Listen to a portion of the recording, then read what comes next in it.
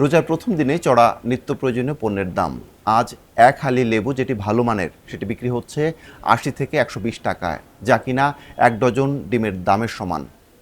কোন কোন নিত্য প্রয়োজনীয় পণ্যের দাম আজ চড়া, সরকারি বা কি ব্যবস্থা নিচ্ছে, এ নিয়েই সংবাদ বিশ্লেষণ রয়েছে। আমি আব্দুল আল হোসেন, আর আমার সঙ্গে যোগ দিচ্ছেন জাহাঙ্গীর শাহ।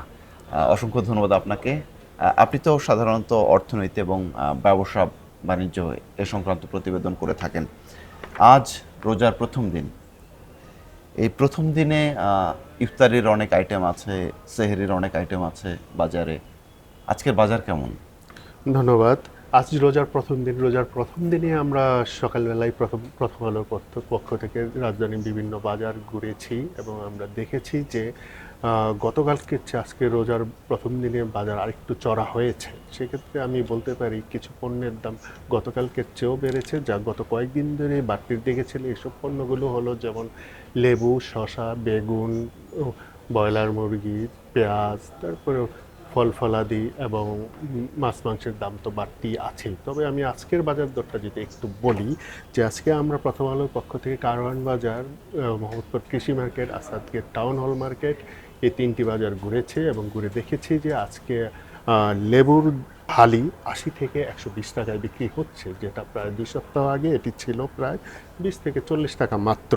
আর শসা বিক্রি হচ্ছে ১০০ টাকার বেশি প্রতি কেজি দাম, সেটা ২ সপ্তাহ আগে ছিল ৬০ থেকে ৭০ টাকা কেজি, এবং বেগুনও ১০০ টাকা ছাড়িয়েছে আজকে, সেটিও ২ সপ্তাহ আগে ছিল ৬০ থেকে ৭০ টাকা।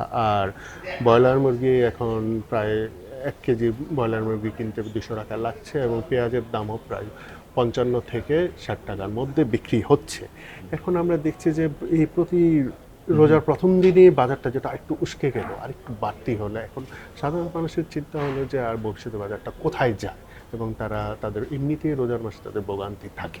এই যে আপনি লেবুর দাম বলছিলেন ৮০ থেকে ১২০ টাকা হালি, লেবুর দাম নিয়ে এবার একটু বেশি আলোচনা হচ্ছে, কারণটা কি? তো আপনি ঠিকই বলেছেন, এবছর একটু লেবুর দাম নিয়ে একটু বেশি আলোচনা হচ্ছে।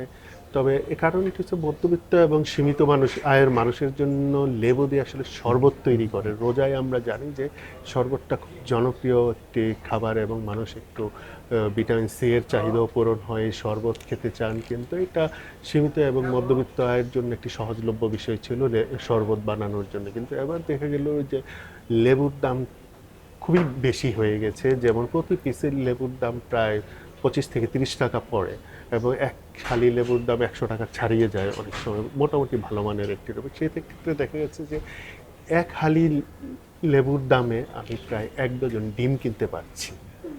এই লেবুর দাম এমন সময় এত বাড়েন, মানে এতটা লেবুর দাম বেড়েছে যে আমরা সেটা দিয়ে অনেক অন্য পণ্য কিনতে পারছি, কিন্তু মানুষের চাহিদার কথা বিবেচনা করে এক শ্রেণীর মানুষ লেবুর দামটা বাড়িয়ে দিচ্ছে, বিক্রেতারা বাড়িয়ে দিয়েছে। এবং তবে এটা মনে রাখা প্রয়োজন যে জানুয়ারি, ফেব্রুয়ারি, মার্চ এই সময়টায় লেবুর জন্য একটু অফ সিজন থাকে, তখন লেবুর দাম একটু বেশি থাকে। কিন্তু এবার একটু যেন লেবুর দামটা অন্য সময় তুলনায় আরেকটু বেশি দাম বেড়েছে, যা এবার আমাদের রোজাদার ভাই বোনদের উপর বেশি প্রভাব ফেলছে। লেবুর সিজনটা আসলে কখন, মানে কখন ভরপুর লেবু থাকে বাজারে? লেবুর অধিক ফলন সিজনটা হয়? আসলে এপ্রিল মাস থেকে শুরু হয়, এরপরে ৩-৪ মাস পর্যন্ত বেশ ভালোই থাকে, কারণ এটা বৃষ্টির সঙ্গে আসলে সম্পর্কিত বিষয়টা। বৃষ্টি হলেই লেবু ফলনটা বাজারে আসতে শুরু করে এবং তাজা লেবু পাওয়া যায়। আমাদের তো মুসলিম অধ্যুষিত দেশ, এবং এখানে নিম্ন শ্রেণীর অনেক লোকজন রয়েছে, মধ্যবিত্ত শ্রেণীর অনেক লোকজন রয়েছে, তারা রোজা রাখেন অনেকে, এবং অনেকে একটু ভালো মন্দ একটু ভালো খেতেও চান মূলত ইফতার কিংবা সেহরির সময়টায়।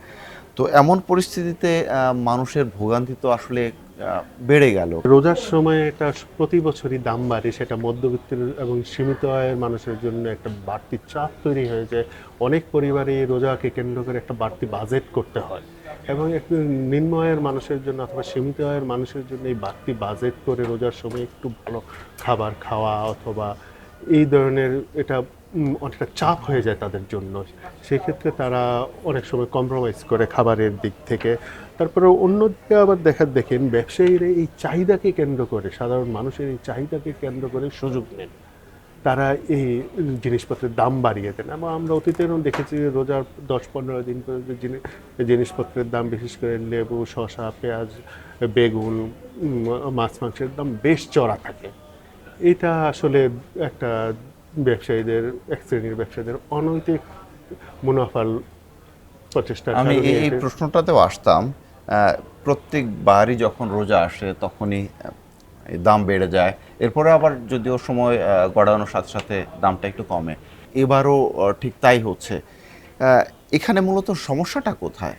এখানে মূলত চাহিদার সঙ্গে যোগানের একটা সামঞ্জস্যহীনতা থাকে, সেটিও একটু বিষয়। রোজার সময় পণ্যের চাহিদা বেশি থাকে এবং বিশেষ করে রমজান পণ্য বলতে আমরা যেগুলো বুঝি, রোজার পণ্য, ইফতার এবং সেহরি সামগ্রী যেসব পণ্য আমরা কিনি বাজার থেকে, সেগুলোর চাহিদা বেশি থাকে। দেখা যাচ্ছে যে এক শ্রেণীর ব্যবসায়ী এই চাহিদাকে কেন্দ্র করে অতি মুনাফার দিকে যায় এবং এই অতি মুনাফার কারণেই আসলে জিনিসপত্রের দামগুলো বাড়ে। তারপর আবার দেখা যাচ্ছে যে সামনে ঈদ থাকে, ঈদের কারণে অনেক ব্যবসায়ীরা সে তাদের বাড়তি যে খরচটা তুলে নেওয়ার চেষ্টা করেন, যে বাড়তি বেশি দাম বিক্রি করে মুনাফা দিয়ে।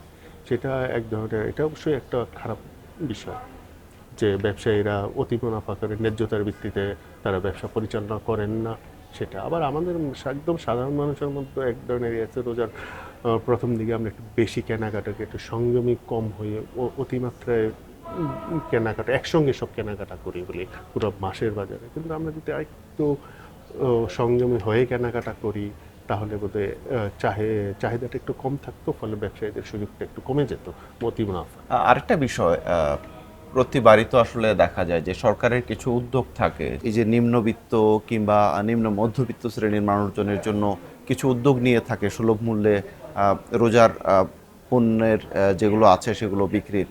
তো এবার কি কোনো উদ্যোগ নেওয়া হয়েছে? হ্যাঁ, প্রতিবারের মতো এবারও সরকার একটা বিশেষ উদ্যোগ নিয়ে থাকে রমজান মাসের পরে। এবারও সেটার ব্যতিক্রম হয়নি, এবারও নিয়েছে। এবারে আমরা দেখেছি যে টিসিবির মধ্যে আমাদের কিছু নিত্যপণ্যের পাশাপাশি রমজানের যে পণ্য, ছোলা, খেজুর এসব বিক্রি করা হচ্ছে। রাজধানীর বিভিন্ন স্থানে ট্রাক সেলের মাধ্যমে এইসব পণ্যগুলো বিক্রি হচ্ছে। আবার প্রাণী সম্পদ বিভাগ নিত্যপণ্যের পাশাপাশি এবার 650 টাকা কেজি দরে গরুর মাংস বিক্রি করার উদ্যোগ নিয়েছে আজ থেকে।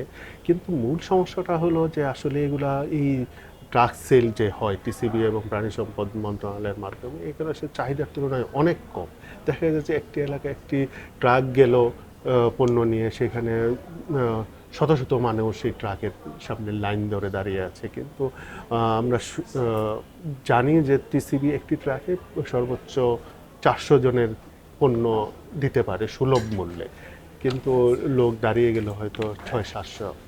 ফলে বাড়তি কিছু লোক দাঁড়িয়ে যাওয়ার কারণে তারা পণ্যটা পান না। কিন্তু দীর্ঘ সময় লাইনে দাঁড়িয়ে থাকার কারণে দেখা যাচ্ছে যে তারা পণ্য পাচ্ছে না দীর্ঘ সময় লাইনে দাঁড়িয়ে। আমরা গতকালকে প্রথম আলো একটি রিপোর্ট আমরা করেছি, অনলাইন এডিশনে প্রকাশ হয়েছে। দেখিয়েছে যে একজন নারী, প্রায় বয়স্ক নারী, প্রায় 5 ঘন্টা দাঁড়িয়ে থেকে সেই টিসিবির পণ্যের একটা টোকেনটা নিতে পেরেছেন। একজন নিম্ন আয়ের মানুষ যদি 5 ঘন্টা দাঁড়িয়ে থেকে, অথবা দিনমজুর মানুষ যদি 5 ঘন্টা দাঁড়িয়ে থেকে টিসিবির টোকেনে নিতে হয়, তাহলে উনি সারাদিন কাজ করবেন কি, আয় করবেন কি, আবার সে বাড়তি মূল্যে পণ্যটা কিনবেন কিভাবে? এটি তার একটু বড় প্রশ্ন হয়ে দাঁড়িয়েছে যে একটা দীর্ঘ সময় দাঁড়িয়ে থেকে যদি সে টোকেনই নিতে হয়, তাহলে পণ্য কিনবেন কখন, সে কাজ করবেন কখন? এই যে আপনি বললেন সরকার পক্ষ থেকে কিছু উদ্যোগের কথা, কিন্তু এই যে দাম কমার বিষয়ে বাজার নিয়ন্ত্রণে সরকার কি কি পদক্ষেপ নিচ্ছে কিংবা কি নেওয়া উচিত তাদের? প্রতিবারই এই রোজার সময় জিনিসপত্রের দাম বাড়লে সরকারের পক্ষ থেকে একটি ঘোষণা দেওয়া হয়। বিশেষ করে বাণিজ্যমন্ত্রী অথবা বাণিজ্য উপদেষ্টা ঘোষণা দেন যে এবার আমরা কঠোর তদারকি করব, বাজার তদারকি করব। এবার জিনিসপত্রের দাম কোনোভাবে বাড়তে দেওয়া যাবে না, সাধারণ মানুষের নাগালের মধ্যে থাকবে। এগুলো প্রতি বছরই বলে, কিন্তু দিন শেষে দেখা যায় যে মানুষকে বেশি দামেই কিনতে হচ্ছে এই রোজার প্রথম সপ্তাহে অথবা রোজা শুরু হওয়ার সঙ্গে সঙ্গে। তবে এরপরে আসার বিষয় হলো যে নতুন সরকার গঠিত হয়েছে। নতুন সরকারের প্রধানমন্ত্রী গতকালকে জাতির উদ্দেশ্যে একটি ভাষণ দিয়েছেন। সেই ভাষণে উনি ব্যবসায়ীদেরকে ন্যায্যতার ভিত্তিতে মুনাফা করার একটা আহ্বান জানিয়েছেন এবং এটা এখন ব্যবসায়ীরাও কীভাবে সেই প্রতিক্রিয়া দেখান প্রধানমন্ত্রীর আহ্বানে, সেটি আসলে দেখার বিষয়। তারপর এবছর একটু ভিন্ন প্রেক্ষাপটে কিন্তু রোজাটা এসেছে আমরা বাজার দরের বিষয় দৃষ্টিভঙ্গিতে দেখলে। কারণ প্রতি বছর দেখা যাচ্ছে যে বাজার রোজার আসার আগে 1-1.5 মাস আগে থেকে এক ধরনের প্রস্তুতি থাকে সরকারের মধ্যে বাজার তদারকির, কিন্তু এবারে রোজাটা এসেছে ঠিক এমন এক সময় যখন একটি সরকার আরেকটি সরকারের ট্রানজিশন পিরিয়ডের মধ্যে। ধরেন পুরনো সরকার চলে যাবে, নতুন সরকার আসবে, পুরনো সরকার কিছু মানে পুরোপুরি পূর্ণাঙ্গভাবে কিছু বাজার তদারকির বিষয়টা ব্যবস্থাপনা তারা রেখে যেতে পারছে না, আবার নতুন সরকার এসে আসলে একদমই নতুন গত পরশুদিন মাত্র দায়িত্ব গ্রহণ করেছে, তারাও আসলে রোজার একদিন আগে আসলে কী করবে সেটাও একটা বুঝে ওঠার বিষয় আছে। সেই কারণে এবারের একটি ভিন্ন প্রেক্ষাপটে আসলে রোজা এসেছে এবং রোজার বাজার তদারকি বিষয়টাও একটু ভিন্ন দৃষ্টিভঙ্গিতে দেখা হচ্ছে।